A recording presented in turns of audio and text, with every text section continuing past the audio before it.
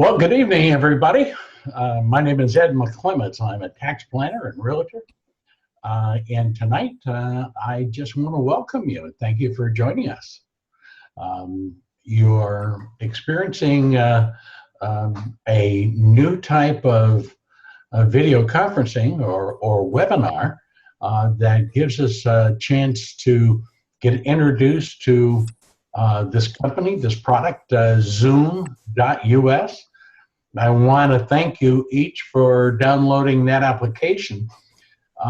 We've been using it now for a number of weeks, and it's really been a pleasure to use. It's kind of very much like Skype, but it's a much higher quality, and it allows you to have like up to 10 participants. So if you have a family with a number of people in different locations, this is a way in which you can use this tool.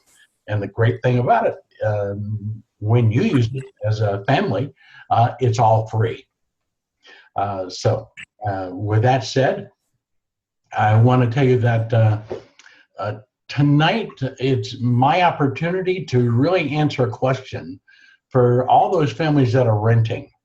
I'm sure that many families that are renting would love to own if they could.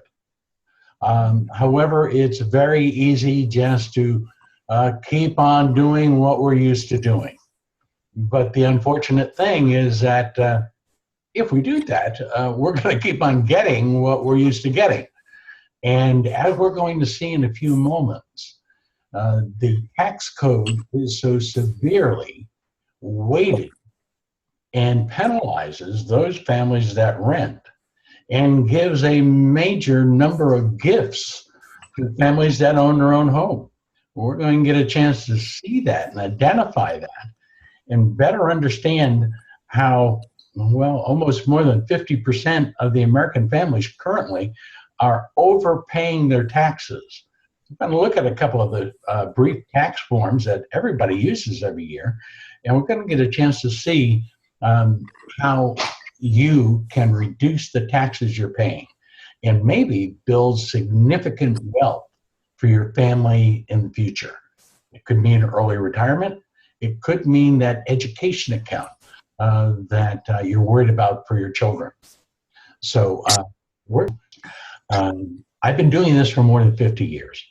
And truly my passion at this stage in life is we have actually over 14 grandchildren, is to see all my grandchildren and your grandchildren have the knowledge and motivation to become a homeowner, because that's going to spell all the difference in the world as to how secure their family unit is going to be for early retirement and having funds available for educating their children. Next, here's just an outline of, in the middle of the page, one of the things is it's saying that recently income tax rates went up about a year or two ago. And today's rate, if you're in the maximum tax rate for the federal government, federal taxes, and the maximum rate for California state taxes, your total rate would be shown right here, 51.9%. That means more, that more than half of the year of all your labor really is going back to the government in taxes if you are in that tax percentage. But even the bottom percentage starts a federal tax rate at about 18%, state rate at about 6%. So even the lowest rate, it may be as much as 30% or more. Other points are on this page that you can review. What I'd like to look at next is just to identify there's really 4 different types of income. The first one in the red column here is saying earned income. That's if you're an employee, you have a W-2 at the end of the year, that's all earned income.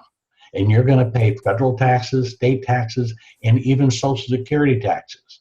So that's could be as high as the 51.9% plus another 7 or 8% for Social Security tax. Column number 2 is passive income. This is where you may have bought something and then sell it, for a profit. And if you owned it for less than a year, that would be passive income. There wasn't any employment with it. So you still pay the full federal and state income tax rates, but no Social Security tax, at least on that.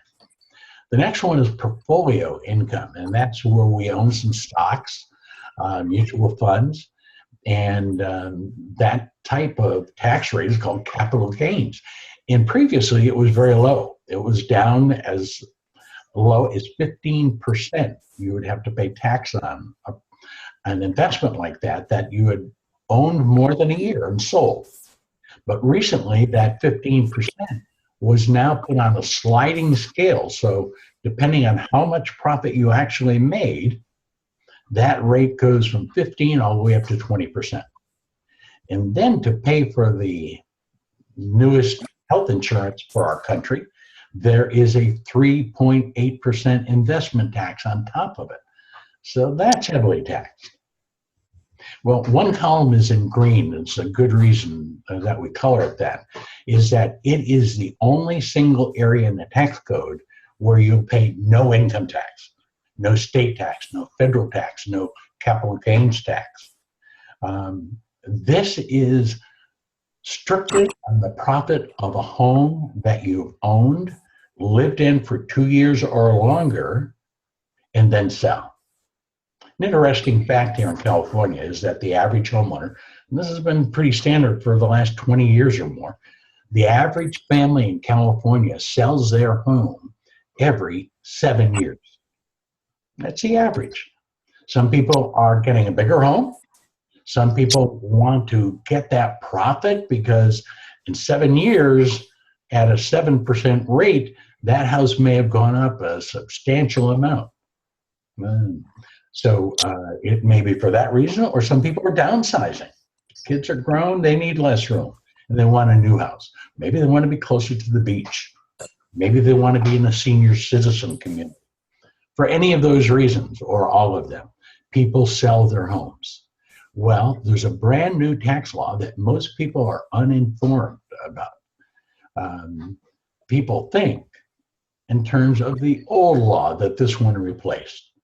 Previously, if you sold a house, made a big profit, if you did not invest it in a brand new, bigger home, you had to pay tax on it. All that's gone. That's old law that no longer applies. The newest law is called Internal Revenue Code 121. It's a tax exclusion. The rich people force this law through Congress with their children as representatives. And it simply says that when they sell their homes, $1 million homes, the first $500,000 that they make in profit is completely free of state, federal, and Social Security taxes. And they can do it over and over again. Well, we need to know about that because that makes a huge difference on the net worth for your family in the future. Well, let's just do a summary here. I have a little website that I put together that tries to give more input on this, and the name of the website is simply leaseknomore.com. And let's look at the objectives that we want to cover in the next few minutes. We want to look at the reasons that it's better to be a homeowner. Why is it's because primarily that people that own a home have a much higher net worth than renters. You're going to see a fascinating statistic which just came off of a Google search in the last couple of days, and it traced the difference in the amount of net worth between homeowners and renters. And it says that the average during this 10, 12-year period, the average homeowner's net worth is 31 to up to 46 times larger than the net worth of a renter. We need to know that fact. That should be all the motivation that you need to do everything possible to see that your family owns a home and no longer continues leasing. The how of this answer is they build more wealth as a homeowner strictly because they pay less taxes each year. We're going to look at that. And number two, we mentioned on the previous page that homeowners get up to $500,000 tax-free profit every time they sell their home. Well, how hard is it to buy a home right now? Let's look at those choices that you have. And I would say that 80 or 90% of the people that now rent could own a home in the next 30 to 60 days, just by knowing these choices that you have access to. Number one, let's consider just a conventional one. Maybe you have significant savings, you have a great credit rating, all of which you're going to need to get a conventional mortgage from a bank. And they're going to insist that you put down 10 to 20% down payment. So that's a lot of money. A $300,000 home, you may need to have $60,000 as a down payment. That certainly keeps an awful lot of people discouraged from being able to consider buying. They never can accumulate that kind of funds, but you still can own a home. Another point about the conventional bank, because interest rates are at a historical all-time low in the 3 to 4% range. Banks, I don't believe, really want to give out mortgages. They do everything they can to turn down people who apply. They would rather wait until the interest rates are much higher in the future years before they become more generous on accepting people and approving families for a conventional loan. Well, let's forget the conventional loan. How about using the Federal Housing Authority, which allows people to buy a home with only 3.5% down? That may be the answer. If you've been one of those individuals that have served our country and you're a veteran, you can buy a house today with a veteran's loan with only $0 down. And in some cases, even the small closing costs could be covered really by the seller of the property. Another new area to most people is this whole new area called an AITD. It stands for an all-inclusive trust deed. There you can buy a home, but you do need money. You do need to have a down payment. That down payment needs to be anywhere from 10% on the average, maybe a little bit less in some cases. The beauty of that is that you don't have to qualify when you make an AITD purchase. There's no credit score. They don't care what your credit score is, and there's no bank approval that's needed. How about all of you individuals that are self-employed and are disqualified by the banks because you don't have visible proof of taxable income?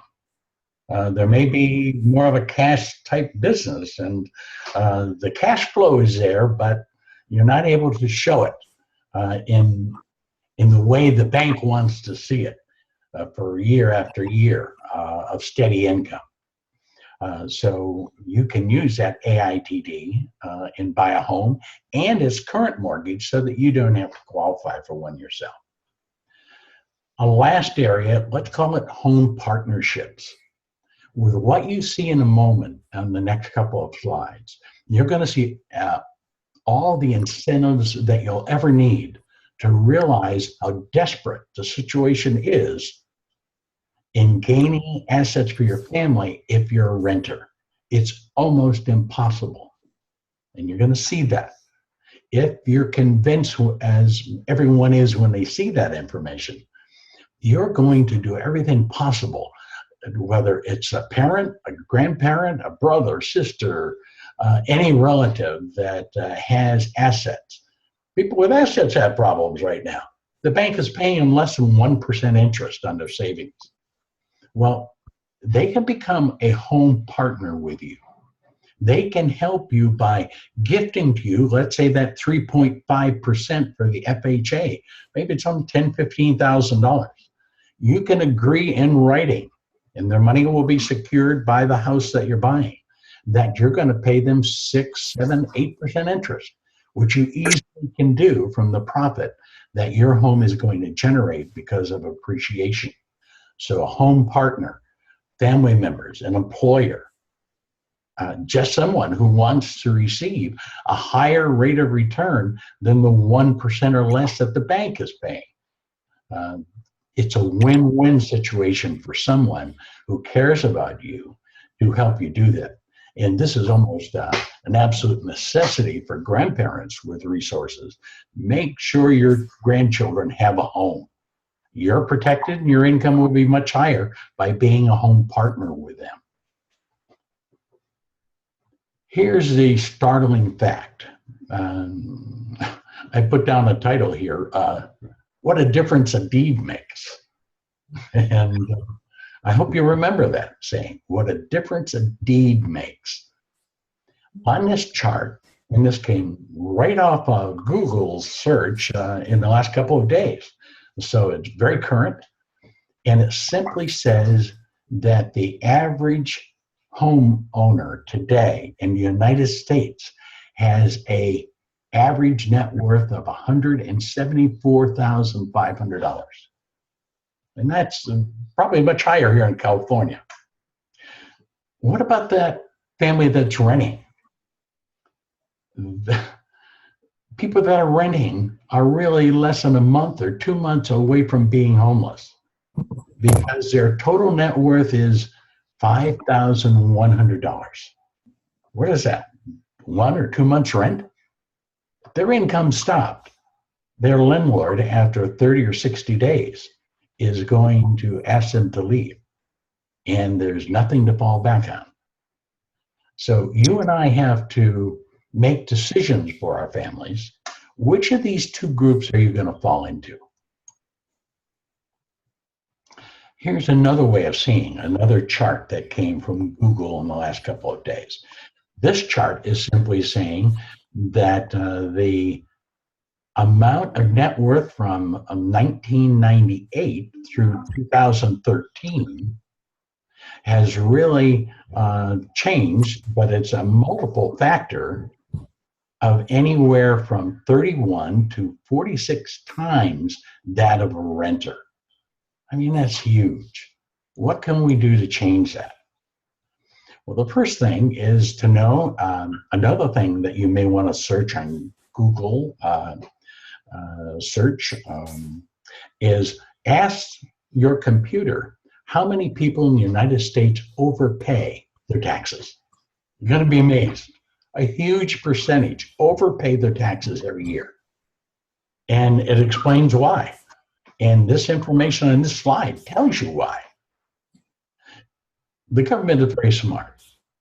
They know that many of us will always take the simplest, easiest route to do and prepare our taxes. So they provide, and here we're looking at this year's 1040 that you'd file for last year's income. And those, the 1040, page 1 and page 2. And here they're saying, let's say you don't have any receipts. You don't want to be bothered. You want to do your taxes real fast. We're going to give you a standard deduction of $12,600, and then you don't have to do anything else. You just claim that, and we won't ever ask for a receipt at all. Sounds good, right? And that's what the average American family is doing. And last year, collectively, they overpaid their taxes by more than $1 billion. That's $1 billion overpaid to the government. What was missing in the return was the next page. This page, this is called a Schedule A. And here, by just filling out a few more lines, especially if you own a home, it gives you the right to be able to deduct 100% of your mortgage interest and your real estate taxes and all of your state income taxes, in addition to everything that you're giving to charities, all the donation of used things that you donated to Goodwill, all the money that you pay to your church. All of those things are added together And for many families, that deduction could equal well over 30, 40. In some cases, the maximum I've seen is close to $80,000 just for real estate interest and real estate taxes alone. So you choose. Page 1 and 2, get a $12,000 deduction, or itemize, own a home, itemize, and get a $30, $40, or $50,000 deduction from your gross income. That's big. That's how you'll pay less income tax each and every year. Number two is about that new tax law that I mentioned. New, it's been in force since 1968, I believe. And this publication right here will tell you everything about it. Okay. For any tax forms, all you have to do is go to your browser on your computer and put in irs.gov, G-O-V. And all the forms are right there. Type in a form number and it will give you that information. And this will tell you how every time you sell a home that you've lived in, all the profit on that house is yours. You walk out of escrow with a check of $100, $200, $300, up to $500,000. It feels like you're robbing a bank, but you're not. You're just getting something from knowledge. You can't get something in this world, something for nothing, but you can gain so much by having knowledge. And the attempt of this webinar really is to give you some of that information and motivation to go forward and learn more. I want to ask a question, and I mentioned it at the beginning of the webinar a little bit. What if your employer says, hey, you've been doing a great job for us, and we don't think we've been paying you enough, so we're going to give you a pay increase, an increase in take-home pay of $500 a month. Would that be enough for you to consider buying a home? Maybe the mortgage is a little bit more than you're paying in rent, but you're going to have $500 extra in your take-home pay every month. Okay, that's what a Form W-4 is for. Let's look at this form. Now, we've all seen it. This is not new to you because when you're hired, you have to fill that out. And page 1 is what we always see, just this front side. And it simply says, put down 1 because you're a person. Put down another one here if you're married, and then put down a number for the number of children or dependents that you have. And in the example, we're saying page 1 on the W-4 that the individual maybe had a husband and wife and 2 children. So they were claiming 4 exemptions. What no one tells us, our tax preparers don't show us this. No one does. Your real estate agents, unfortunately, don't even show you this. But turn that W-4, once you get a printout from irs.gov, turn that over, and you'll see that not only do people get exemptions, but homes get exemptions. You can estimate in advance the entire amount that you're going to have as deductions for your home mortgage, for the real estate taxes you pay on your home, for the state income tax that you pay, for charitable deductions, for churches, the deductions that you make to your church every week. All of those are added together. And because we're itemizing here, we subtract from that gross total the $12,600 that was on the previous page. That's a standard exemption. We don't want that. We want what we're really entitled to. And once you get that total, it may be $40,000, $50,000. You then are told right in this section here, there's a number, it's about $4,000. Divide 4,000 into that whole balance that you've had for the year. And for every time the 4,000 will go into that larger number, that gives you a brand new exemption. It's not unusual for a home to give an employee an extra 5 exemptions because of all of those itemized expenses. Well, the form simply says that if you have deductions for your home and you have 4 exemptions for people, add them together and turn in the new form which says you now have 9 exemptions. What do you think that does to your take-home pay? It's going to increase it $400, $500, $600 per month. Could even be more than that. This is information that you needed to know. This is how the government helps you make a mortgage payment every single month. There are no deductions, sorry, for those of us that are renting. How to buy a home. The conventional, we talked about that. We talked about the FHA mortgage, the VA mortgage. Here's the all-inclusive trust deed. For purchasing a home is here. No minimum, no bank approval, no proof of income, no required debt ratios, and also consider that home partnership. All of those are good ways to do this. You have a decision to make. You're going to have to decide how long are you going to stay in this group and not move over here. This spells all the difference in good, safe retirement, a family with less financial stress because they have resources to be able to turn to in emergencies. Become a homeowner, and our job is to help you do that in any way possible. Here is just a summary of what my background is. It's important to know who are you speaking with and what kind of education do they have that qualifies them to give you this kind of information. Hopefully you'll find that we are well qualified for that.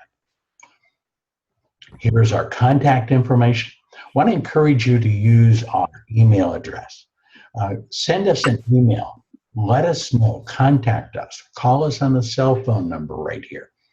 Let us sit down and find a path by which you and your family can move from being renters to owners.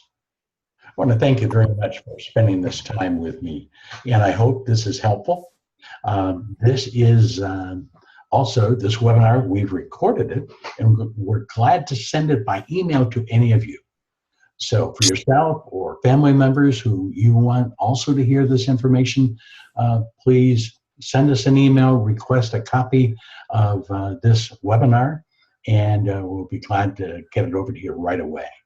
In the meantime, thank you very much for participating, and I wish you, good hunting for a new home. Thank you very much. It's a pleasure to have a chance to share this information with you.